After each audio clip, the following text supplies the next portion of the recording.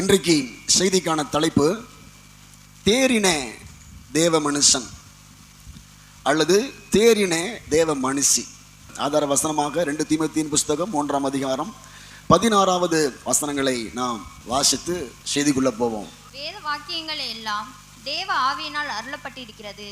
தேவனுடைய மனுஷன் தேறினவனாகவும் எந்த நற்கிரையும் செய்ய தகுதி உள்ளவனாகவும் இருக்கும்படியாக.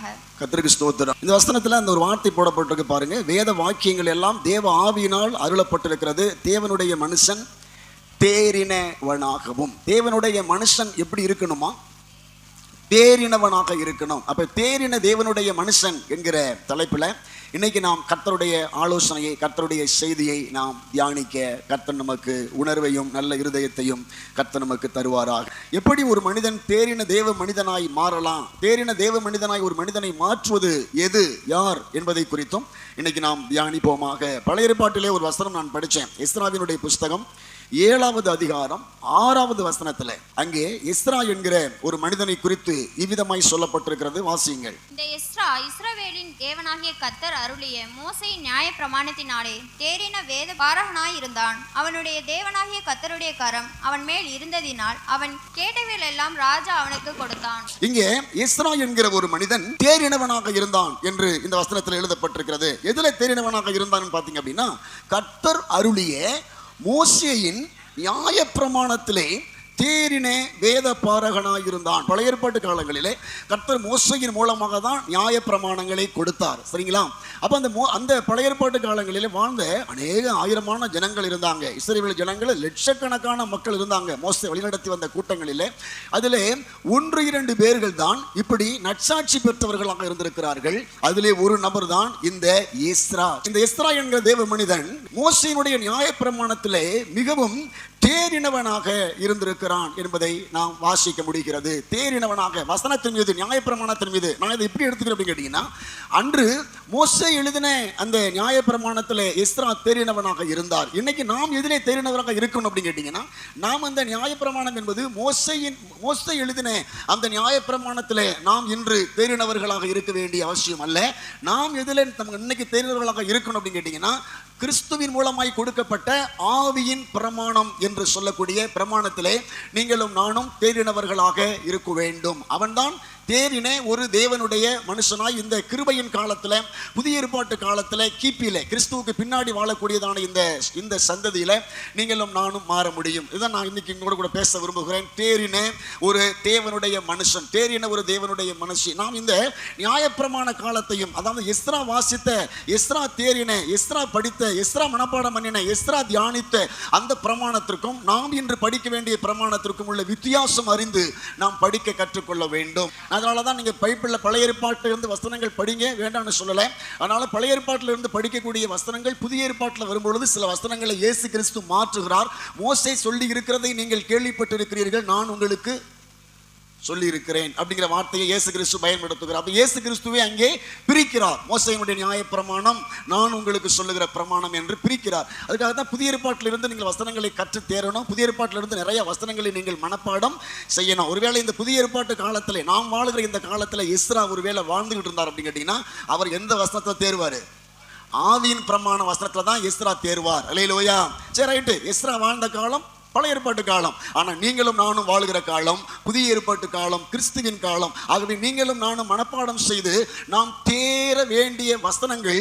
நாம் இன்னைக்கு எஸ்ராட்ட போய் கேட்டா சொல்லுவாப்ல, நான் வாழ்ந்தது மோசேயின் காலத்துல, நீங்க வாழ்றது கிறிஸ்துவுக்கு பின்னாடி வாழ்ற காலத்துல. நான் மோசேயின் காலத்துல வாழ்ந்ததுனால மோசேனுடைய கர்த்தர் மோசேக்கு அருளிய நியாயப்பிரமாண அந்த வசனத்துல நான் படிச்சு தேர்ந்தி ஒரு வேத பாரகனா நான் மாறினேன். ஆனா நீங்களோ உங்களுக்கு நாங்கள் எதிர்பார்த்த கிறிஸ்துவையே உங்களுக்கு கொடுத்துட்டாரு. கிறிஸ்துவின் மூலமாய் கர்த்தர் அருளிய வார்த்தைகள் இருக்கிறது.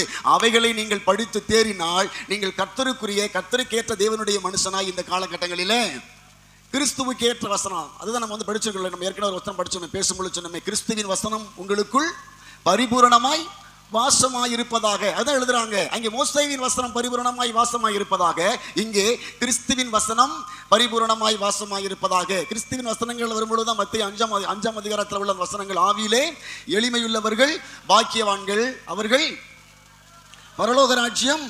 அப்ப அந்த வசனம் யாருடைய வசனம்?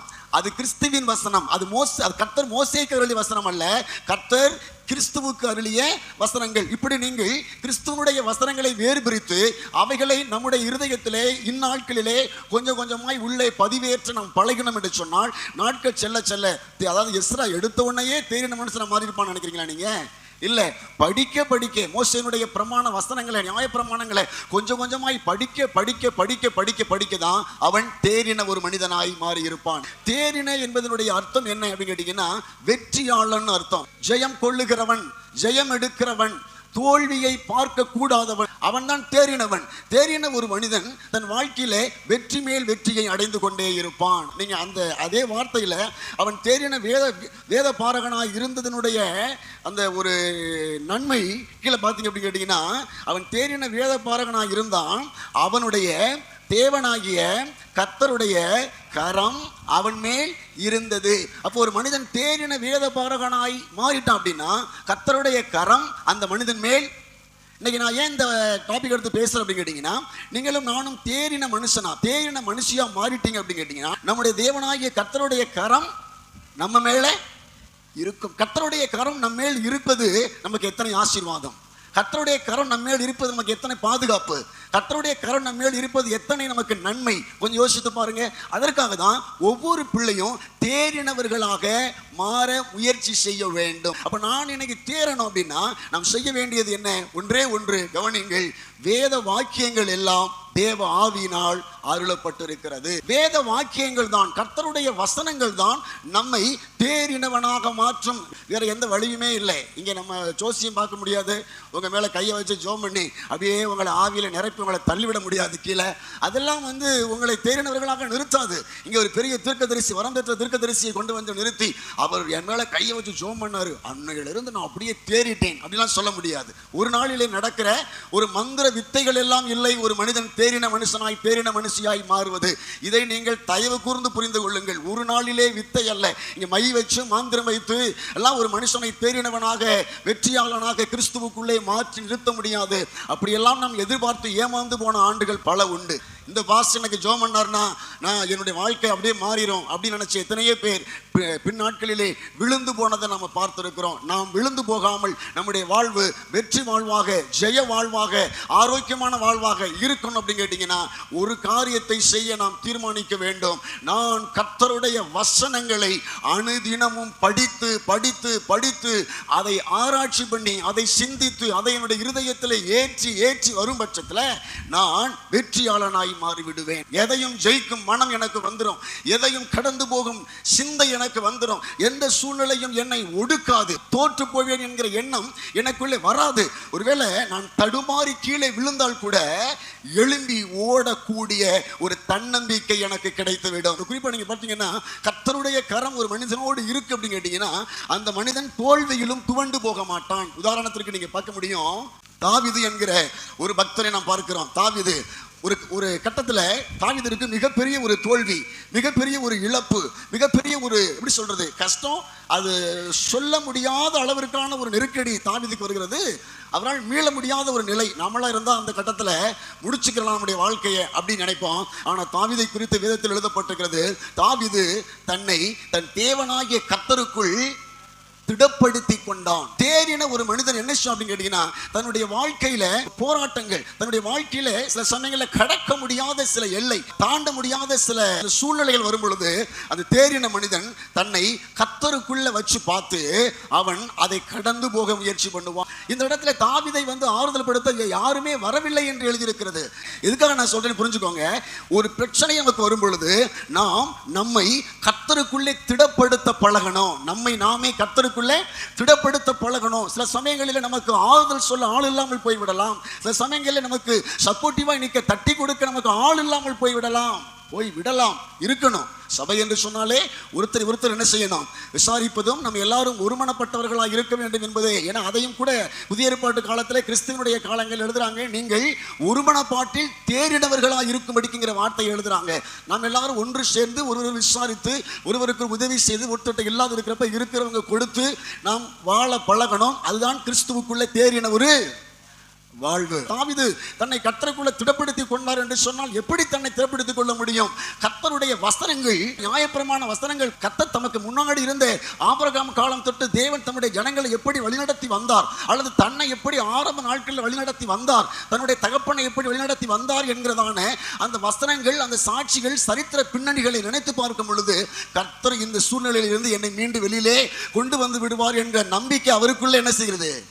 வளருகிறது. அவர் வளர்த்துக் கொள்ளுகிறான் அந்த நம்பிக்கையை. கர்த்தர் நம்ம கூட இருப்பார், கர்த்தர் நம்ம இருந்து மீண்டு வர உதவி செய்வார் என்று சொல்லி அவன் தன்னை திடப்படுத்தி கொண்டான். அடுத்த அதிகாரத்துல போய் பார்க்கும் பொழுது அவன் ஜெயித்தான் என்று சொல்லி பார்க்க முடிகிறது. தோல்வி என்பது கர்த்தருடைய பிள்ளைகள் அதை எப்படி கடக்க வேண்டும் என்பதை ஒரு தேவனுடைய பிள்ளைக்கு பயிற்றுவிப்பு கொடுப்பது, கற்றுக் கொடுப்பது கர்த்தருடைய வசனம். வேதத்தை நன்கு தினந்தோறும் படிக்கிறவர்கள் தங்கள் குடும்ப சூழ்நிலையில் உள்ள அத்தனை காரியங்களையும் எளிதாய் கையாள பழகுவீர்கள்.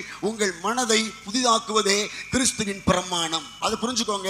இந்த சிந்தையில நம்ம எல்லாரும் இருக்கணும் அப்படின்னு சொல்லி எழுதுகிறத பார்க்க முடிகிறது. இதுல தேறினவனை குறித்து ஒரு வசனத்தை லூக்காவின் புஸ்தகம் 6ஆம் அதிகாரம் 40வது வசனத்துல வாசித்தேன். இந்த தலைப்பை தியானிக்கும் பொழுது தேறினவன் எப்படி இருக்கிறான்னு சொல்லி அங்க சீஷன் தன் குருவுக்கு மேற்பட்டவன் அல்ல, தேறினவன் எவனும் தன் குருவை போல் இருப்பான். இந்த தேறினவன் எப்படி மாறினானா? கொஞ்சம் கொஞ்சமா தன் குருவை போல மாறுகிறான். நாம் இன்னைக்கு தேர வேண்டும் என்கிற செய்தி பேசி, நீங்கள் தேறி வாங்க, நீங்க ஒரு வெற்றியாளனாய் வாங்க, தேர முயற்சி பண்ணுங்க, கிறிஸ்து இயேசுக்குள்ள தேறின பிள்ளைகளாய் வாழுங்க, மாறுங்க, முயற்சி எடுங்க. ஏன் அப்படின்னு கேட்டீங்கன்னா, நான் தேர தேர கொஞ்சம் கொஞ்சமாய் மீண்டு வர வர வர நான் யாரை போல மாறுகிறேன்?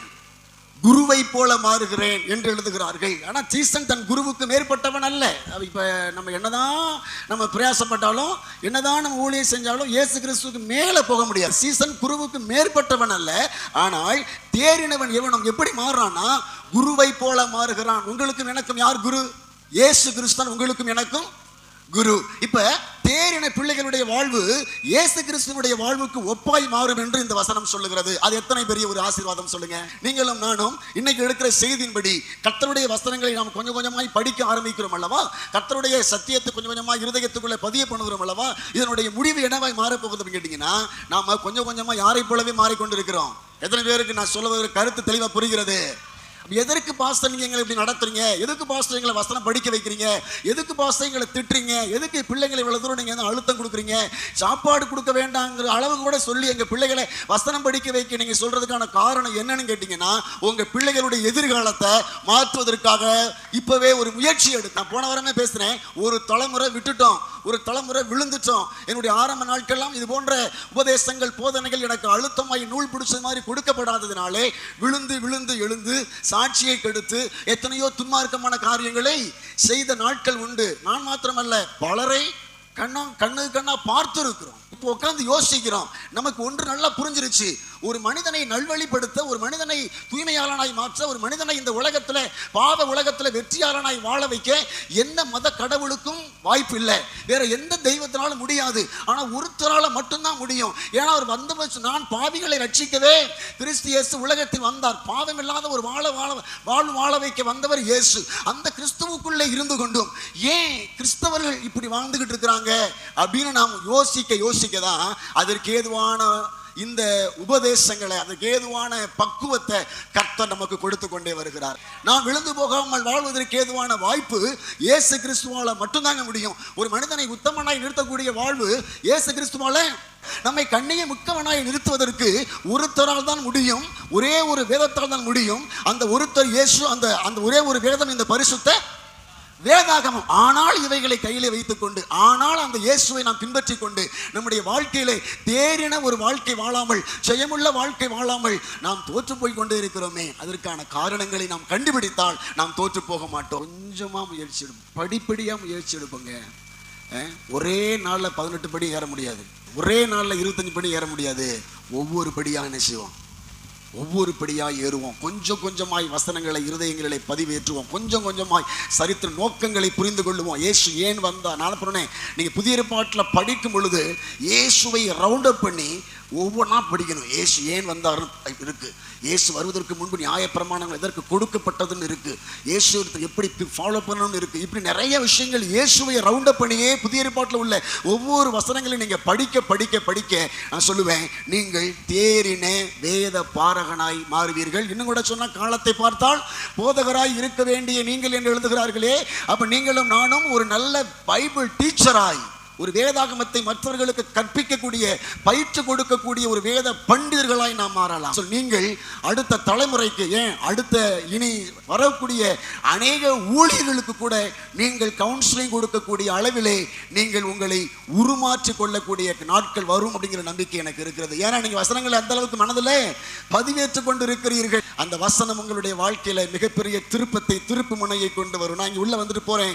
எவனுங்க சீசன் தன் குருவுக்கு மேற்பட்டவன் அல்ல, தேறினவன் எவனும் தன் குருவை போல் இருப்பான். அதான் நான் என் ஆண்டவராகிய இயேசு கிறிஸ்துவை போல ஒரு காலத்தில் மாறப் போகிறேன். நீங்க இதே கருத்தை ரோமரின் புஸ்தகம் 8ஆம் அதிகாரம் 29வது வசனத்துல பவுல் எங்கே குறிப்பிட்டு எழுதுகிறார். தம்முடைய குமாரன் அநேக சகோதரருக்குள்ளே முதற் பேரானவனாய் இருக்கும் பொருட்டு தேவன் எவர்களை முன் அறிந்தாரோ அவர்களை தமது குமாரனுடைய சாயலுக்கு ஒப்பாய் இருப்பதற்கு முன் குறித்திருக்கிறார். அந்த கடைசி வரியை மட்டும் திரும்ப வாசிங்க.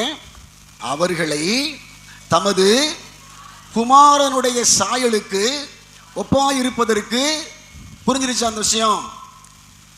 தேறினவன் எவனும் தன் குருவை போல் இருக்கிறான் என்று எழுதப்பட்ட அந்த வசனமும் இந்த வார்த்தையில் உள்ள கடைசி வார்த்தையை படிச்சு பார்த்தீங்கன்னா, தமது குமாரனுடைய சாயலுக்கு. தமது குமாரன் என்பவர் யார்? இயேசு கிறிஸ்து. ஓகேயா? குமாரன் இயேசு கிறிஸ்து. அப்ப குமாரனுடைய சாயலுக்கு ஒப்பாய் இருப்பதற்கு தான் தேவன் நம்மை முன்குறித்திருக்கிறார். அப்ப யாரு குமாரனுடைய சாயலுக்கு ஒப்பாய் இருக்க போறாங்க? தேறி வருகிறவர்கள். அப்ப நம்முடைய நோக்கம் என்னவா இருக்கிறது? நான் தேர வேண்டும் என்கிறதனுடைய கோட்பாடு. தேர வேண்டும் என்பது நான் இன்னைக்கு நம்ம இந்த திட்டம் ஏன் எடுக்கிறோம்? நான் தேர என் ஜீவியம், என் வாழ்வு கிட்டத்தட்ட கொஞ்சம் கொஞ்சமா படிப்படியா இயேசு கிறிஸ்துவை போலவே மாறப்போகிறது. என்னை கண்டவன் பிதாவை கண்டான் என்று இயேசு சொன்னாரு. நாம சொல்லணும், என்னை கண்டவன் இயேசு. நீங்களாம் சந்தோஷமா சொல்லுங்க. உங்களை பார்க்கிறவங்க இயேசுவை பார்க்கணும். என்னை கண்டவன் இயேசுவை காட்டு அப்படின்னு கேட்டா நம்ம சொல்லணும், என்னை பார்த்துட்டியா? என்னை கண்டவன் இயேசுவை கண்டான். ஏன்னா விதமெஞ்சின போதனையா இருக்கே. விதமெஞ்சின போதையெல்லாம் இல்லை, போதனையெல்லாம் இல்லை. நான் ஆவிக்குரிய அர்த்தத்தில் சொல்லுகிறேன். இயேசு கிறிஸ்துவும் அது ஆவிக்குரிய அர்த்தத்தில் தான் சொன்னாரு. இயேசு பிதாவல்ல, ஆனால் இயேசுனுடைய செய்கைகள், அது பின்னாடி அழகா சொல்றாரு, என்னுடைய கிரியைகளின் நிமித்தமாவது நீங்கள் நம்புங்கள் சொல்றது போல, நான் இயேசு அல்ல, ஆனால் இயேசுனுடைய குணாதிசயங்கள் எனக்குள்ளே இருக்கிறது, இயேசுனுடைய சுபாவங்கள் எனக்குள்ளே இருக்கிறது. அப்ப தேறினவன் எவனும் குருவை போலாகிறான். என்ன அர்த்தம்? சுபாவங்களிலே குருவை போல மாறுகிறான், பரிசுத்த வாழ்க்கையிலே குருவை போல மாறுகிறான், பேச்சிலே குருவை போல மாறுகிறான், சிந்தையிலே குருவை போல மாறுகிறான், தியாகத்திலே குருவை போல மாறுகிறான், சேவை செய்வதிலே குருவை போல மாறுகிறான். இப்படி சொல்லிக்கொண்டே போகலாமா? இயேசு தன் வாழ்வை மற்றவர்களுக்காக தியாகம் செய்தார், பிறருக்காக தியாகம் செய்தார். அப்ப நாம கொஞ்சம் கொஞ்சமாய் தேறி வர வர நம்முடைய வாழ்க்கையை பிறருக்காக தியாகம் செய்யக்கூடியவர்களாக மாறிவிடுவோம். நீங்க கூட கேட்கலாம், பாஸ்டர் இங்கேயே இவ்வளவு வேலை இருக்கும் பொழுது எதுக்கு பாஸ்டர் எடுத்துக்கொண்டே 10,000 15,000 வெளியில கொண்டே கொடுக்குறீங்க? அதுதான் தியாகம். நமக்கு மாத்திரமே வைத்துக் கொள்ளுவது சுயநலம். இது எனக்கே பத்தாது, இது கர்த்தர் கொடுத்தது அப்படின்ட்டு கர்த்தருக்கு தெரியும். நான் என் வயிற்றுல எனக்கும் என் பிள்ளைகளுக்கும் போயிட்டே இருந்தேன் அப்படின்னு கேட்டீங்கன்னா, என்னை விட பாவி வேற யாருமே. இதுவும் ஒரு வகையில சுகபோகமாய் வாழுகிற ஒரு வாழ்க்கை தானே? இல்ல, எனக்கு கர்த்தர் கொடுக்கறதுல இருந்து நான் திரும்ப சொல்லுவேன். பாருங்க, சில பேர் செபிக்கிறதுக்கு நேரங்களை நல்லா தாராளமாய் கொடுப்பார்கள், வசனம் கூட தாராளம் படிப்பாங்க. ஆனா தேவனுடைய காரியங்களுக்கு என்று, கர்த்தருடைய காரியங்களுக்கு என்று பணங்களை எடுத்து வைங்க, பணங்களை விதைங்க அப்படின்னா நம்மள நிறைய பேருக்கு என்ன செய்யாது? அதுல மனசே வராது. அது ஒரு பேயினுடைய தந்திரம். பண விஷயத்துல இன்னைக்கு ஆவிக்குரிய ஜனங்களை, கர்த்தருடைய பிள்ளைகளை கட்டி வச்சிருப்பான். கொடுக்கணும்னா கொடுக்கவே மாட்டான்.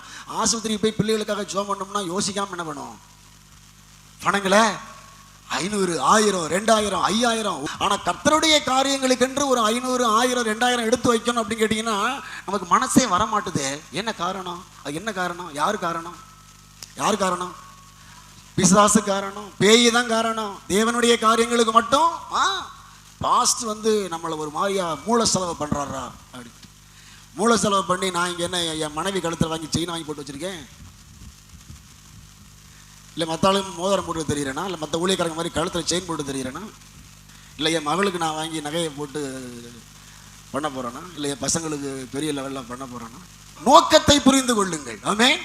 இயேசு கிறிஸ்துவை போல ஒரு மனிதன் மாறணும் வரும் பொழுது அவனுடைய தியாக உள்ளம் வரும். சொல்லுங்க, தியாக உள்ளம் வரும். தன் உயிரையே கொடுத்தார். என்ன சொல்றது, அவர் உயிருக்கு மிஞ்சம் ஏதாவது இருக்குதாமா? உயிரையே கொடுத்தார். அவர்கிட்ட கோடிகளும் லட்சங்களும் அந்த நாட்கள்ல இல்ல கொடுக்கிறதுக்கு. அவருக்கு உயிர் தான் இருந்துச்சு, உயிரே கொடுத்துட்டார். தேறினவர்களாக வரும் பொழுது குருவை போல மாறுவோம். அதற்கு அடையாளமாய் நமக்குள்ளே தியாக உள்ளம் இருக்கும். கையில ஒரு 1000 ரூபாய் இருந்துச்சு அப்படின்னா அதை சில சமயங்களில் யாருக்காவது கொடுக்கணுங்கிற சூழ்நிலை வருது அப்படின்னா யோசிக்காமல் கொடுக்கணும். நீங்க எல்லாம் இந்த வசனத்திற்குள்ள கொஞ்சம் கொஞ்சமாய் உள்ளே வருகிறீர்கள். ஆனால் நாம் நின்று போகக்கூடாது. நாம் இன்னும் கொஞ்சம் கொஞ்சமாய் தேறி தான் போகணும். நாம் வந்து தேறிட்டேன்னு சொல்லக்கூடாது. தேறினவன் யார், அதற்கான அடையாளங்கள் ஒரு சில விஷயத்தை கொஞ்சம் வேகமா இப்ப அதான் பேசிக்கிட்டு இருக்கேன். இன்னும் கொஞ்சம் டீப்பா சில விஷயங்களை சொல்லிட்டு முடிக்க விரும்புகிறேன். நான் கவனிங்க. பிலிப்பியரின் புஸ்தகம் 3ஆம் அதிகாரம் 15வது வசனம். ஆகையால் நம்மில் தேறினவர்கள் யாவரும் இந்த சிந்தையா இருக்க கடவோம். எந்த சிந்தையாய்? அதான் தியானிக்க போறோம். அது எந்த சிந்தை நம்ம பார்த்துட்டோம்னா நாம தேறி இருக்கிறோமா இல்ல நம்ம தேறிக்கிட்டே இருக்கிறோமா இன்னும் தேறலையா அப்படிங்கிறது தெரிஞ்சிடும். பார்ப்போம். 12வது வசனத்தை படிங்க, பார்க்கலாம். நான் அடைந்தாயிற்று அல்லது முற்றும் தேறினவனானேன் என்று எண்ணாமல் கிறிஸ்து இயேசுவினால் நான் எதற்காக பிடிக்கப்பட்டேனோ அதை நான் பிடித்துக் கொள்ளும்படி ஆசையாய் தொடர்கிறேன். இந்த வசனங்களுக்குள்ள இருந்து ஒரு 3 பாயிண்ட நான் சொல்லிட்டு முடிக்க விரும்புகிறேன். தேறினவனின் அடையாளம். யார் தேறினவன்? பவுல் இங்க சொல்றாரு, நான் அடைந்தாயிற்று அல்லது முற்றும் தேறினவனானேன் என்று எண்ணாமல். தேறினவன் அப்படிங்கிறவங்க யாருன்னு கேட்டீங்கன்னா அவங்க நான் முழு பர்ஃபெக்ட் ஆயிட்டேன் அப்படின்னு சொல்ல மாட்டாங்க. நான் தேறிட்டேன் அப்படின்னு சொல்ல மாட்டாங்க. நான் நீதிமான் அப்படின்ட்டு நான் தான் நீதிமான், நான் இன்னைக்கு பரலோகம் போயிடுவேன் அப்படின்னு சொல்ல மாட்டாங்க. நான் நிச்சயமா பரலோகம் போயிடுவேன் அப்படின்ட்டு நம்மள நிறைய பேர் சொல்லியிருக்க ஒரு காலங்களில் பார்த்துருக்கீங்களா, நானும் கட்டாயம் பரலோகம் போயிடுவேன் அப்படின்னு. பரலோகம் போயிடுவேன். இவர் ஏன் அந்த வார்த்தையை பயன்படுத்துறார் அப்படின்னு கேட்டீங்கன்னா, இப்ப இந்த கிறிஸ்துவ வாழ்க்கை என்பது, தேறின வாழ்வு என்பது, குருவை போல மாறுகிற வாழ்வு என்பது இன்னும் நமக்கு முற்று பெறவில்லை, முடியல. நம்ம இன்னும் கிறிஸ்துவை போல மாறல. அல்லது கிறிஸ்துவ வாழ்வு என்பது ஒரு ஓட்டப்பந்தயத்துக்கு சமம். ஓட்டப்பந்தயத்தை முடிக்கல. நம்ம இன்னும் யாரும் ஓட்டப்பந்தயம் ஓடிக்கொண்டேதான் இருக்கிறோம். ஓடிக்கொண்டு இருக்கும் பொழுது நான் வெற்றி பெற்றேன்னு சொல்ல முடியுமா? ஓடிக்கிட்டே இருக்கும் பொழுது, ரன்னிங் பண்ணிட்டே இருக்கும் பொழுது நான் தேறினேன், நான் தான் ஃபர்ஸ்ட் பிரைஸ், நான் ஜெயிச்சிட்டேன் அப்படி சொல்ல முடியுமா? சொல்ல முடியாது. அப்ப கிறிஸ்துவ வாழ்க்கை என்பது தேவனுடைய பிள்ளைகள் புரிந்துக்கோங்க. நாம் எப்பவுமே நான் தேறிட்டேன் அப்படி சொல்லக்கூடாது. நான் வந்து கிறிஸ்துவ போல ஆயிட்டேன் சொல்லக்கூடாது. நான் பரலோகம் போயிடுவேன் அப்படி சொல்லக்கூடாது. என்னங்க பவுலே சொல்றாரு, அதை நான் சொல்றேன். அவரே சொல்றாரு. பவுல் இத்தனை நிருபங்களை எழுதினவர். பவுல் கர்த்தருக்காக தன்னை தானே முழுக்க நான் பேசிக் கொண்டிருக்கிறது போல தன்னை தியாகம் பண்ணினவர். தன்னுடைய சொத்துக்களை தியாகம் பண்ணினவர், கப்பலை தியாகம் பண்ணினவர், தனக்குன்ற எல்லாவற்றையும் குப்பையுமாக தூசியமாக விட்டவர். அவர் சொல்றாரு, நான் முற்றிலும் தேறினவனானேன் என்று. அப்ப தேற வேண்டிய பிள்ளைகள் அல்லது தேறின தேவனுடைய பிள்ளையாய் மாற வேண்டும் என்று சொன்னால் நம்முடைய மனதிலே ஒன்று இருக்கணும். நம்முடைய வாயிலே ஒரு அறிக்கை எப்பவுமே இருக்கணும். நான் இன்னும் ரன்னிங்ல தான் இருக்கிறேன். எனக்கு அந்த ராஜ்யத்தை பிடிக்க வேண்டும். எனக்கு அந்த இலக்கு இருக்கிறது, அதை அடைய வேண்டும். நான் இன்னும் தேறினவன் அல்ல என்கிற சிந்தை நமக்குள்ளே இருந்து கொண்டே இருக்க வேண்டும். நாம் இன்னும் தேறிக்கொண்டுதான் இருக்கிறோம், மாறிக்கொண்டுதான் இருக்கிறோம். நம்ம எல்லாத்தையும் பெர்ஃபெக்ட் ஆயிட்டோம், நான் எல்லாத்திலையும் சரியா இருக்கிறேன் என்று சொல்லி நீங்களும் நானும் வாய் திறந்து ஒரு முறை கூட என்ன செய்யக்கூடாது, சொல்லவே கூடாது. பரிசுத்தம் ஆகிக்கொண்டே இருக்கிறோம். அதனாலதான் வெளிப்படுத்தின விசேஷத்துல யோவான் மூலமா கர்த்தர் பேசுறப்ப சொன்னாரு, அநியாயம் செய்கிறவன் அநியாயம் செய்யட்டும், அப்புறம் அசுத்தமாய் இருக்கிறவன் அசுத்தமாய் இருக்கட்டும், நீதியுள்ளவன் பரிசுத்தம் உள்ளவன். அதுதான் அந்த வார்த்தை எழுதி வச்சுக்காப்ல. நாம பரிசுத்தமா இருக்கிறோம் அப்படின்னு என்ன செய்யக்கூடாது, சொல்லக்கூடாது. நான் முற்றும் தேறினவனானேன்னு சொல்லக்கூடாது. பரிசுத்தமாய் இருக்கிறவன் இன்னும் பரிசுத்தமாய் மாற வேண்டும் என்கிறத தான் நம்ம சொல்லணுமே ஒழிய நான் தேறிட்டேன்னு சொல்லக்கூடாது. இதான் தேவனுடைய பிள்ளைகள் தேவனுக்குள்ளே தேறுகிறதுடைய 1-2 அடையாளங்கள். நான் அடுத்து வேகமாய் கடந்து போக விரும்புகிறேன். அதுலேயே இன்னொரு பாயிண்ட் சொல்றாரு, நீங்க கிறிஸ்து இயேசுவினால் நான் எதற்காக பிடிக்கப்பட்டேனோ அதை நான் பிடித்து கொள்ளும்படி ஆசையாய் தொடருகிறேன். தேறின தேவனுடைய பிள்ளையாய் நாம் மாறுவதற்கு நமக்கு அடுத்த தேவை என்ன அப்படின்னு கேட்டீங்கன்னா, நமக்குள்ள ஆசை வேண்டும். நம்ம இப்போ ஓடி பெற்றுக்கொள்ள போகிற வெற்றியினுடைய அந்த இலக்கு என்பது தேவனுடைய ராஜ்யமே அல்லாமல் வேறல்ல, ஜீவ கிரீடமே அல்லாமல் வேறல்ல, பரலோக ராஜ்யமே அல்லாமல் வேறல்ல. நம்ம இப்போ இன்னைக்கு பேசிட்டு வர செய்தியில் பார்த்தீங்கன்னா தேறினவன் எவனும் தன் குருவை போல் இருப்பான் என்கிற வசனத்தின்படி நாம் போய் முடிக்கும் பொழுது நாம் எப்படி இருக்கணும்? குருவை போல, இயேசு கிறிஸ்துவை போல இருக்க போறோம். இயேசு கிறிஸ்து ஒப்பா இருக்க போகிறோம். அப்ப நான் இயேசு கிறிஸ்துவுக்கு ஒப்பா இருக்க போகிறேன் என்கிற ஆசையில ஒவ்வொரு நாளும் கிறிஸ்தவ வாழ்க்கையை ஓடணும். அது எப்படி ஓடணும்? ஆசை. சொல்லுங்க, ஆசையாய் தொடருகிறேன். இந்த வார்த்தையெல்லாம் பார்க்கும் பொழுது நாம் கட்டாயமாய் பவுலை மெச்சிக்கொள்ள வேண்டி இருக்கிறது. ஏனென்று சொன்னால் அந்த மனுஷன் பாடுகள் மத்தியில, கஷ்டங்கள் மத்தியில, இழப்புகளுக்கு மத்தியில ஒரு காரியத்திற்காக ஆசையாய் தொடர்ந்து தொடர்ந்து தொடர்ந்து வேலை செய்து கொண்டே இருக்கிறார். ஆசையாய் தொடர்ந்து தொடர்ந்து கப்பல் பிரயாணங்களை செய்து கொண்டே இருக்கிறார். எங்க ஸ்டாண்டர்டா ஒரு இடத்துல பவுல் வாழ்ந்தாரா? இல்லைங்க, அவர் ஓடிக்கொண்டே இருந்தார். பழைய ஏற்பாட்டு காலத்திலேயே கர்த்தர் ஸ்டாண்டர்டா வீடு கட்டி வாழக்கூடிய ஒரு வாய்ப்பு ஆபிரகாமுக்கு கொடுக்கல. இன்னைக்கு நம்மளாம் ஸ்டாண்டர்டா ஒரு வீடு கட்டிட்டோம், அதான் நமக்கு பிரச்சனையே. இப்போ இங்க பாருங்க, வாழ்ந்திருக்கவும் தெரியும், தாழ்ந்திருக்கவும் தெரியும். இப்போ இந்த வீடு கட்டி வச்சுக்கிட்டு இருக்கோம். திடீர்னு இப்போ இந்த இடத்துல ஒரு நில அதிர்வு வருது, பூமி அதிர்ச்சி. எத்தனை இடங்கள்ல பார்க்குறோம்ல, இந்தோனேஷியாவில் அடிக்கடி நில அதிர்வு வருது, பூமி அதிர்ச்சி வருது, வீடு அப்படியே தரமட்டமாக ஆகுது. இப்போ நாம் இருக்கக்கூடிய நம்ம தேவிப்பட்டினத்தில் ஒரு நில அதிர்வு வருதுங்க. இங்கேருந்து ஒரு எச்சரிப்பு கொடுக்குறாங்க, இன்னும் வீட்டுக்கு வாங்கி கட்டின லோனே முடியல பாஸ், அதுக்குள்ள இப்படி. உதாரணத்துக்கு தான் சொல்கிறேன், புரிஞ்சுக்கோங்க. இப்படி வருதுன்னு வச்சுக்கோங்க. இப்போ நில அதிர்வு வருது, காவல்துறை எச்சரிக்கை கொடுக்குறாங்க. கலெக்டர் வண்டி சுத்துது, தேவிப்பட்டினத்தை, ராமநாதபுரம் மாவட்டத்தில் தேவிப்பட்டினத்தை சார்ந்த இந்தந்த பகுதிகளிலே நில அதிர்வு வருவதற்கான வாய்ப்பு இருக்கிறது. ஆகவே மக்கள் எல்லாம் ஒரு இடத்துல போய் தஞ்சமடைங்க அப்படின்னு சொன்னா, நம்ம எல்லாம் தானே போய் தஞ்சமடை தானே ஜீவனில் வீட்டுக்கு எடுத்துட்டு போவீங்களா? உசிறு தானே முக்கியம், போய் தஞ்சம் அடைவோம். சரி, நம்ம சொன்னபடியே நில அதிர்வு வந்துருச்சு, வீடே உடஞ்சி வந்து பார்க்குறோம். 2-3 நாள் சென்று வீடே அப்படியே தரமட்டமாக கிடக்கு. உங்கள் மனநிலை எப்படி இருக்கும்? உடஞ்சி போகும்ல, ஆனால் உடையக்கூடாது. ஏன் சொல்றேன்னு கேளுங்க. அதுக்காக தான் ஆபிரகாம் ஒரு இடத்துல போய் டென்ட் போட்டு ஷெட்டு போட்டு அங்கே இருந்து கொஞ்ச நாள் என்ன செய்வாங்க, வாழ்ந்து கொண்டு இருப்பாங்க. திரும்ப கர்த்தர் வந்து பேசுவார், ஆபிரகாம் நான் காண்பிக்கும் தேசத்துக்கு போ, இந்த இடத்தை விட்டு இடம்பெயர்ந்து போ. இடம்பெயர்ந்து போ. ஸ்டாண்டர்டா நமக்குன்னு ஒரு இடம், நமக்குன்னு ஒரு வீடு கட்டி வாழ்ந்த ஒரு சரித்திரம் பழைய ஏற்பாட்டு காலத்தினுடைய பின்னணியிலும் இல்லை, புதிய ஏற்பாட்டு காலத்தினுடைய பின்னணியிலும் இல்லை. இப்போ நாம தான் ஒரு இடத்தை வாங்கி ஒரு வீடை கட்டி அதில் உட்காந்துட்டோம்னா என்னமோ கர்த்தர் நமக்கு பெரிய நன்மை செஞ்சுதான் நினைக்கிறோம். சத்தியத்தின்படி, வேதத்தின்படி அது அல்லவே அல்ல. நம்முடைய குடியிருப்பு, நான் உங்களுக்கு இது என்ன பாஸ் இப்படி சொல்லி விட்டீங்க, இதுதான் தேறினவர்களுடைய வாழ்வு. நீங்க கட்டின வீட்டிலே வாழுங்க, நான் வேணான்னு சொல்லலை. ஆனால் நல்லது போலவே ஒரு அசம்பாவிதம் உங்கள் வாழ்க்கையில் நடக்கும் பொழுது டக்குன்னு உங்க மனசு என்ன ஆயிடக்கூடாது, டொஸ்ன்னு போயிடக்கூடாது. இந்த கல்யாணம் பண்ணும் பொழுது ஒரு வாசம் ஒன்று வாஸ்து கையெழுத்து வாங்குவாங்க, மனைவிட்டையும் கணவன்கிட்டையும். என்ன தெரியுமா? சுகத்திலும் துக்கத்திலும், வாழ்விலும் தாழ்விலும், அடுத்து மரணம் நம்மை பிரிக்கும் மட்டும் இவளுக்கே புருஷனா இருப்பா என்று உறுதி கூறியா? ஆமா, நான் இவனுக்கே புருஷனா இருப்பேன். அதே போல் 2 பேர்கிட்டையும் கேட்பாங்க. அப்படின்னா என்ன? அப்போ அவங்க கல்யாணம் பண்ணும் பொழுதே அவங்க என்ன எழுதி வாங்கிடுறாங்க? சுகம் மட்டுமே உங்க திருமண வாழ்க்கையில் இருக்க போகிறது இல்லை, என்ன வரும்? சுகமும் இருக்கும், துக்கமும் இருக்கும், வாழ்வும் இருக்கும், தாழ்வும் இருக்கும். அதனுடைய அடிப்படை என்னன்னா, இப்ப நாமெல்லாம் கிறிஸ்துவுக்குள்ள தேவனுடைய பிள்ளைகளாக இருக்கிறோம் அல்லவா? கர்த்தரோடு கூட நாம் வாழும் பொழுது நம்ம எல்லாம் மனவாட்டின்னு வச்சுக்கோங்க. அவர் கணவர், நாம் மனைவிங்கிற வச்சுக்குவோம். இப்ப நாம் மனைவி. இப்ப நமக்கு கர்த்தரோடு கூட ஜீவிக்கிற இந்த ஜீவியத்துல சுகமும் இருக்கும், துக்கமும் இருக்கும், வாழ்வும் இருக்கும், தாழ்வும் இருக்கும். வாழும் பொழுது எப்படி நாம் கர்த்தரை ஸ்தோத்தரிக்கிறோமோ அதே போல தாழ்வுகிற நேரத்திலும் கர்த்தரை ஸ்தோத்தரிக்க வேண்டும். நல்லா இருக்கும் பொழுது நாம் எப்படி கணவரோடு சந்தோஷமா இருக்கிறோமோ, எல்லாம் இருக்கும் பொழுது எப்படி மகிழ்ச்சியா இருக்கிறோமோ, ஒண்ணுமே இல்லாத சூழ்நிலைகளிலும் சந்தோஷமாய் குடும்பத்தை நடத்த மனப்பக்குவம் இருக்கணும். இன்னைக்கு நிறைய குடும்பங்கள்ல பிரச்சனைக்கான காரணம் என்னன்னா, இவர்களுக்கு தேவையான எல்லாம் கிடைக்கும் பொழுது சந்தோஷமா இருக்கிறார்கள். ஒரு வாரத்துல ஒரு சூழ்நிலையில குடும்பத்துல ஒரு நஷ்டம், இழப்பு வந்த உடனே மூஞ்சி எல்லாம் என்ன ஆயிடுது, அப்படியே மாறு வேஷமாய் மாறி விடுகிறது. சில முகங்கள் அப்படியே இஞ்சி தின்ன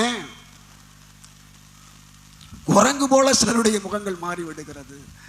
ஆனா இன்னைக்கு நான் சொல்றேன், தேறின தேவனுடைய பிள்ளைகளுடைய முகங்கள் எப்படி இருக்கணும்னா, தேறின தேவனுடைய மனுஷனுடைய முகங்கள் எப்படி இருக்கணும்னா, வாழ்விலும் தாழ்விலும் சுகத்திலும் துக்கத்திலும் கர்த்தர் நம்மை அழைத்து கொண்டு போக மட்டும் நாம் எப்பொழுதும் கர்த்தருக்குள்ளே சந்தோஷமா இருக்கணும்.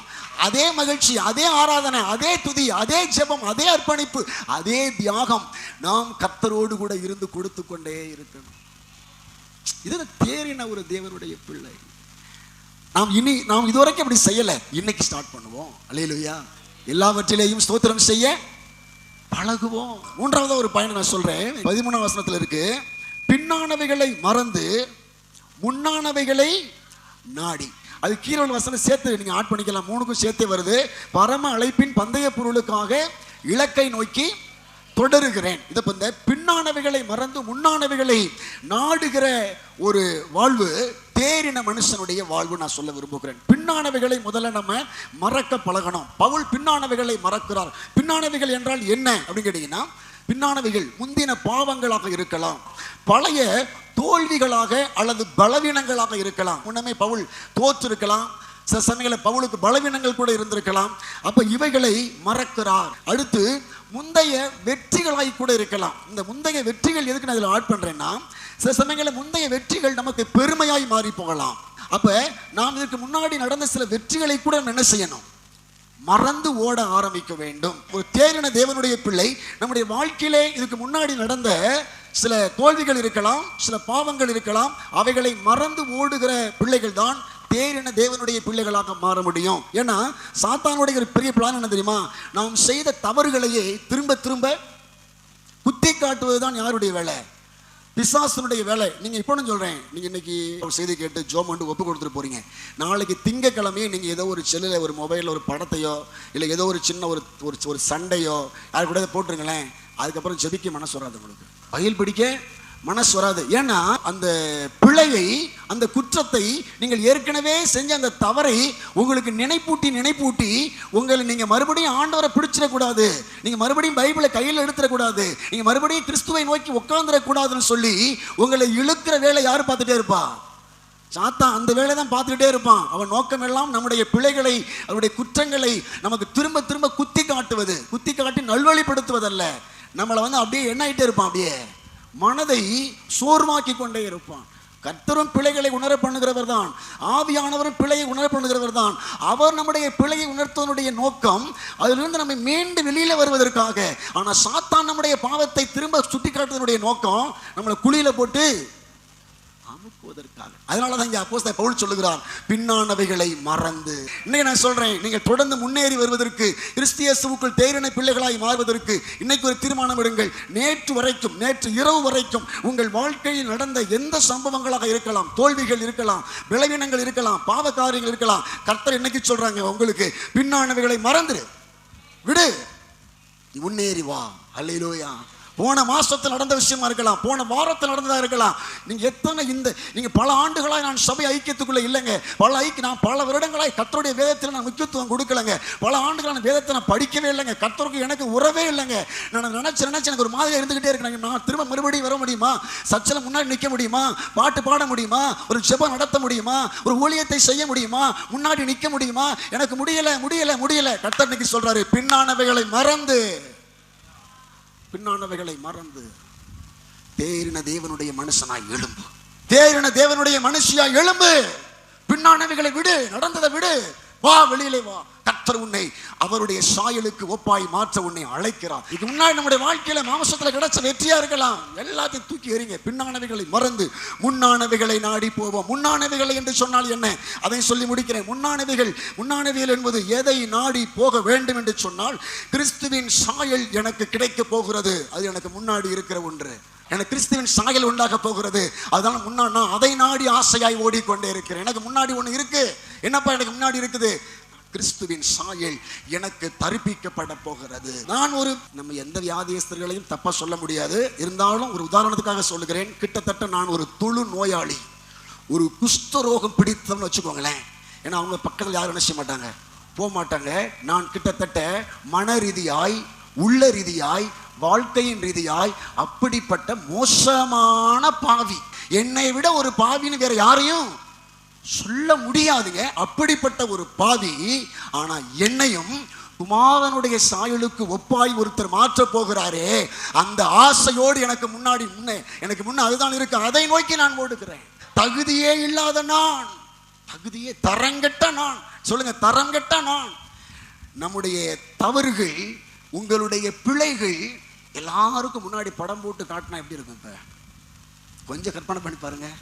இங்க ஒரு பெரிய டிவி வைக்கிறோம். அந்த டிவி ஒரு மாய டிவி வச்சுக்குவோம். அது என்ன டிவினா, நம்ம போய் முன்னாடி நின்னோம்னா நம்மளை பத்தின அந்தரங்கங்கள் எல்லாம் அதை தெரியும் அப்படி வச்சுக்கோங்க. அது இங்கே சபையில் மாற்றோம். நம்ம போய் முன்னாடி நின்னா எப்படி இருக்கும்? நம்முடைய அந்தரங்கள் எல்லாம் இங்கே எல்லாரும் பார்க்குற மாதிரி தான் தெரியும். அப்போ தான், ஏன்னா சில சமயங்கள் வெளியில் நம்ம நல்லவர்கள் மாதிரியே இருப்போம். வெள்ளை அடிக்கப்பட்ட சில சமயங்கள் நாம் வெளியிலே பார்ப்பதற்கு ரொம்ப பர்ஃபெக்டா உத்தமர்களை போல இருப்போம். நம்முடைய அந்தரங்கள், நான் எதுக்காக சொல்றேன்னா, அவ்வளவு மோசமான என்ன யாருடைய சாயலுக்கு ஒப்பா மாத்த போறாரு? அந்த ஆசையில ஓடுறோம் பார்த்தீங்களா, அதான் முன்னாடி இருக்கு, எனக்கு முன்னாடி இருக்கிறது. அந்த ஆசையில பவுல் ஓடுகிறார். அதான் தேறினவனுடைய ஒரு அடையாளம். அந்த ஆசையில நான் கிறிஸ்துவனுடைய சாயலை அடைய போகிறேன். அடுத்து பவுலுடைய தாட்டு என்னவா இருந்திருக்கும் அப்படின்னு கேட்டீங்கன்னா, எனக்கு ஆண்டவர் கொடுத்த ஊழியம், எனக்கு ஆண்டவர் கொடுத்த பணி, ஆண்டவர் எனக்கு கொடுத்த இலக்கு, அந்த இலக்கு எனக்கு முன்னாடி இருக்கு. அதை நோக்கி நான் பின்னானவைகளை மறந்து முன்னானவைகளை நோக்கி அந்த இலக்கை நிறைவேற்றி முடிக்கணும், அந்த ஊழியத்தை நிறைவேற்றி முடிக்கணும். அந்த பட்டணங்களை நான் போய் சந்தித்து ஆக வேண்டும். உங்களுக்கும் எனக்கும் கர்த்தர் ஒரு பொறுப்பை கொடுத்திருக்கிறார். நீங்க பொறுப்பற்றவர்களா இராதிருங்க, சும்மா இராதிருங்க.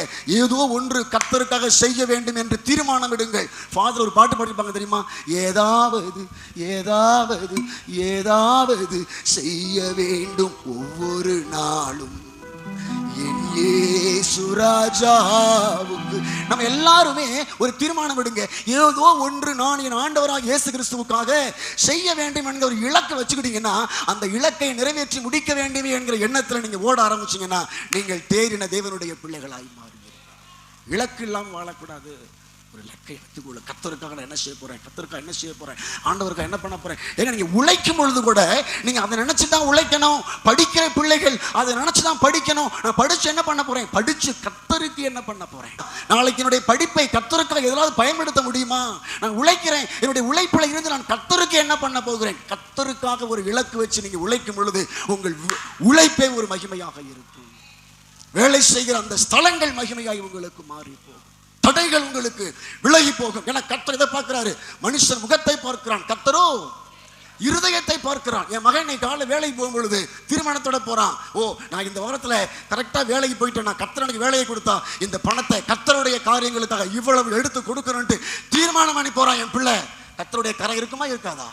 தேறின வேத பாரகனாகிய எஸ்தராவோட கர்த்தருடைய கரம் இருந்ததா இல்லையா? தேறினவர்களாய் நீங்களும் நானும் மாறும் பொழுது, இலக்கு வைத்து நாம் அந்த முன்னானவைகளை நோக்கி ஓட ஆரம்பிக்கும் பொழுது கர்த்தருடைய கரம் நிச்சயமாக நம்மோடும் இருக்கும். கடைசியாய் பவுல் அந்த பயணம் சொல்றதா இருந்தா, கடைசியா அவர்கிட்ட இருந்த ஆசை ஒன்று சொன்னேன், கிறிஸ்துவனுடைய சாயல் எனக்கு உண்டாக போகுது என்கிற அந்த ஆசையில, முன்னான ஆசையில ஓடுறாரு. தேவன் தந்த பணி, தேவன் தந்த இலக்கை நோக்கி முன்னான ஆசையில ஓடுறாரு. அடுத்து சொன்ன அப்படின்னு கேட்டீங்கன்னா, எனக்கு பரிசு அங்கே வைத்திருக்கிறது என்கிற ஆசையிலே ஓடுகிறார். 14 கிறிஸ்து இயேசுவுக்குள் தேவன் அழைத்த பரம அழைப்பின் பந்தய பொருளுக்காக அவருக்கு முன்னாடி இருக்கிற ஒரு காரியம். அவருடைய பார்வை, எனக்கு பந்தய பொருள் அங்கே இருக்கிறது. அல்லேலூயா சொல்லுங்க.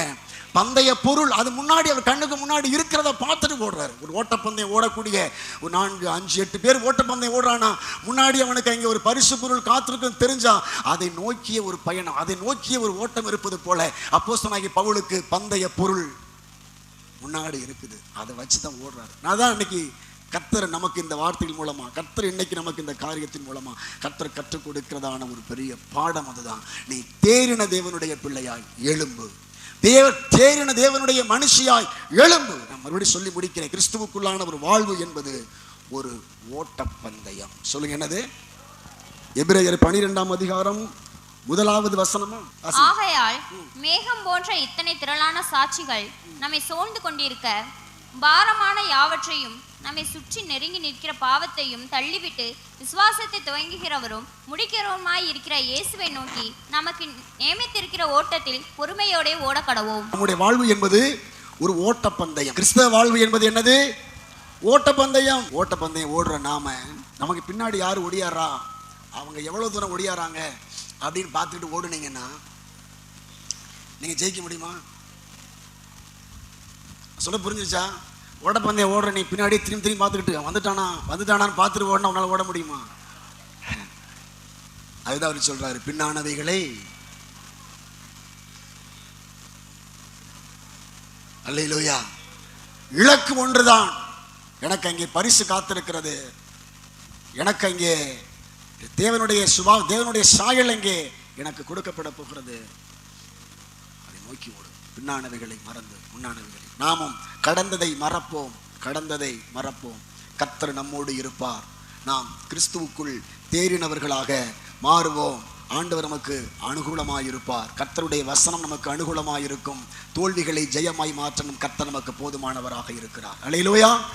உங்களை பின்னோக்கி இழுக்கக்கூடிய எந்த மனிதர்களாக இருந்தாலும், உங்களை பின்னோக்கி இழுக்கக்கூடிய வேற எந்த உலக பிரகாரமான காரியங்களாக இருந்தாலும், தவறான வேத புரட்டுக்களை உங்களுக்கு போதிக்கக்கூடிய எந்த ஊழியர்களாக இருந்தாலும் அவர்களை பார்க்காதிருங்கள். அல்லேலூயா. அவர்களெல்லாம் உங்களை பின்னோக்கி இழுக்கக்கூடியவர்கள். உங்களை முன்னோக்கி தள்ளக்கூடிய, உங்களை முன்னோக்கி இழுக்கக்கூடிய உபதேசங்களை கேளுங்கள். உங்களை கிறிஸ்துவின் சாயலுக்கு ஒப்பாய் மாற்றக்கூடிய சத்தியங்களை அதிகமாய் கேளுங்கள். அதை நோக்கி நம்மை நடத்தக்கூடிய பரிசுத்த வேதத்தை நீங்கள் குடும்பமாய் உட்கார்ந்து மனப்பாடம் செய்யுங்கள். குடும்பமாய் உட்கார்ந்து தியானியுங்கள். மற்றவர்களுக்கு சொல்லிக் கொடுங்கள். நீங்களும் நானும் கர்த்தருக்குள் தேறினவர்களாக வாழ்வோம். அல்லேலூயா. கர்த்தர் நமக்கு அப்படிப்பட்ட ஒரு பெரிய ஜெய வாழ்வை கர்த்தர் வாக்கு பண்ணி இருக்கிறார். இதிலே கர்த்தருடைய உதவி நமக்கு இருக்கிறது. ஸ்தோத்திரம். எஸ்ராவோடு கர்த்தருடைய கரம் இருந்தது போல பவுலோடு கர்த்தருடைய பிரசன்னம் இருந்தது. அல்லேலூயா.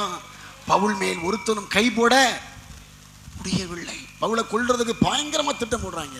கர்த்தர் சொல்றாரு, ஒருத்தனும் உன் மேல கை போட மாட்டாங்க. ஏன்? காரணம் என்ன? பவுல் பின்னானவைகளை மறந்து முன்னானவைகளை நோக்கி ஓடுகிறார். கர்த்தர் தனக்கென்று கொடுத்திருக்கிற லெக்கை முடிக்கணும், கர்த்தருக்காக வாழ வேண்டும் என்கிற அந்த வைராக்கியத்தில் வெறியில ஓடுனதுனால பவுலுடைய ஆயுசு நாட்கள் தேவன் தீர்மானித்த நாட்கள் வரை தடையில்லாமல் கடந்து ஓடினது. அல்லேலூயா. காயம் வந்தது, கல்லெறி வந்தது, சாவடிக்கிற மாதிரி அடிச்சாங்க. ஆனா கர்த்தர் திரும்ப பவுலை எழுப்பி ஓட வைத்தார். இன்னைக்கு நான் சொல்லுவேன், உங்களையும் சரி என்னையும் சரி, நாம் இந்த லெக்கோடு, இந்த பார்வையோடு தேறின, கிறிஸ்துவுக்குள் தேறின ஒரு மனுஷனாய் மாற வேண்டுமே என்கிற ஒரே பார்வையோடு நீங்களும் நானும் ஓடும் பொழுது, இஸ்ராவோடு இருந்த கர்த்தருடைய கரம், பவுலோடு இருந்த கர்த்தருடைய கரம் உங்களோடும் என்னோடும் கட்டாயமாயிருக்கும். ஆமென். எதை குறித்தும் கவலைப்படாதீர்கள். எந்த மனுஷனுடைய செய்திகளும் வார்த்தைகளும் உங்களுடைய செவியிலே போட்டுக் கொள்ளாதீர்கள்.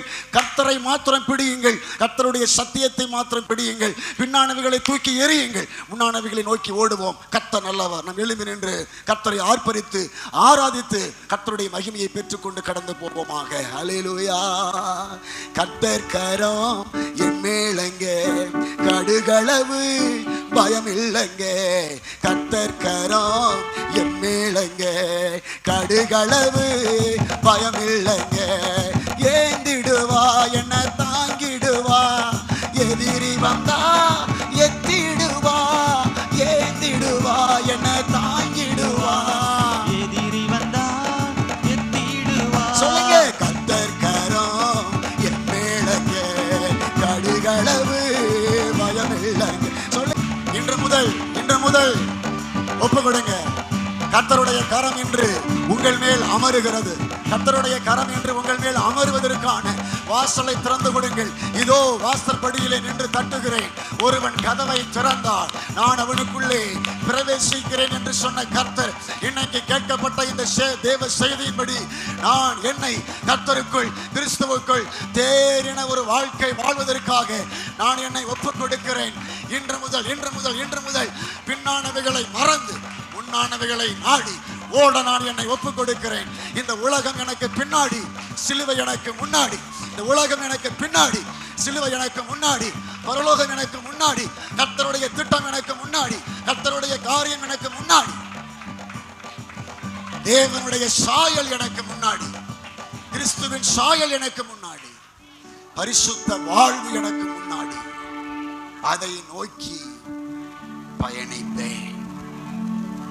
ஒப்பு கொடுக்கிற உங்களோடு கர்த்தருடைய கரம் என்று விசேஷமாய் அமரட்டும். விசேஷமாய் உங்கள் பிள்ளைகளோடு கர்த்தருடைய கரம் அமரட்டும். கர்த்தருடைய கரம் எஸ்ராவோடு இருந்ததினால் ராஜாவினிடத்தில் எஸ்ரா கேட்ட எல்லாவற்றையும் ராஜா செய்து கொடுத்தான் என்று பார்க்கிறோம்.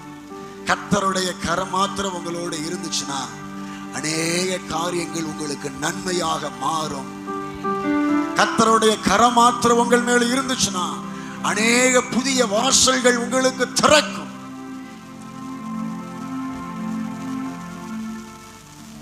நீங்க இன்னைக்கு தீர்மானம் எடுங்க, நான் தேறின தேவ மனுஷனாய் மாறுவேன், தேறின தேவ மனுஷியாய் மாறுவேன். அதற்காக வேத வாக்கியங்களை ஆழமாய் படிப்பேன்.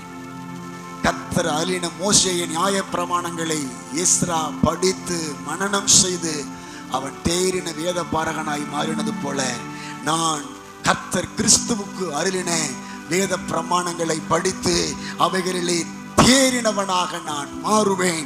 அப்பொழுது எஸ்ராவோடு இருந்த கர்த்தருடைய கரம் என்னோடும் இருக்கும் என்கிற விசுவாசம் எனக்கு உண்டாயிருக்கிறது. எதுவும் என்னை அசைக்க முடியாது. அவர் என்னை ஏந்திடுவார், அவர் தாங்கிடுவார். அவர் இறுதி வரை என்னை கைதட்டி கர்த்தரை மகிமைப்படுத்துங்கள். ஏந்திடுவார், தாங்கிடுவார், இறுதி வரை என்னை அவர் நடத்திடுவார். இறுதி வரை அவர் என்னை நடத்திடுவார். கிருபையுள்ள நல்ல ஆண்டவரே, உம்மை நன்றியோடு துதிக்கிறோம். இன்னைக்கு நீ எங்களோடு பேசின நம்முடைய ஜீவனுள்ள வார்த்தைகளுக்காக நன்றி. கர்த்தருடைய ஆவியானவர் எங்களோடு இருந்து உம்முடைய சத்தத்தை நாங்கள் கேட்டோம் அப்பா. அடியேனை தேவன் நீர் மறைத்து கொண்டதற்காக நன்றி. உம்முடைய சத்தம் இங்கே துணித்ததற்காக நன்றி.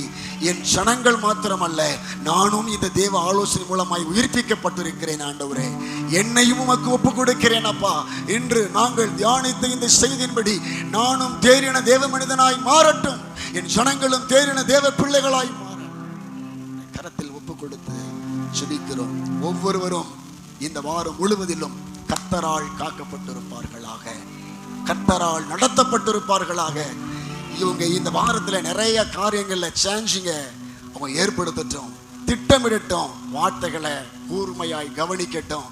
நோட்டு போட்டு தினம் ஒரு டைம் டேபிள் மாதிரி போட்டு நம்ம காலையில் இதை செய்யணும், மதியானம் இதை செய்யணும், சாயங்காலம் இதை செய்யணும்னு சொல்லி தங்கள் வாழ்நாளை திட்டமிட்டு தீர்மானத்தோடு செய்யட்டும். ஆண்டவரே, கர்த்தருடைய பிள்ளைகளை நீர் விரும்புகிறபடி குடும்ப வாழ்க்கையிலும் தொழில் சம்பந்தப்பட்ட காரியத்திலையும் தேவன் பிள்ளைகளை நீர் ஆசீர்வதித்து உயர்த்த உடைய கரத்தில் ஒப்புக் கொடுக்கிறேன்.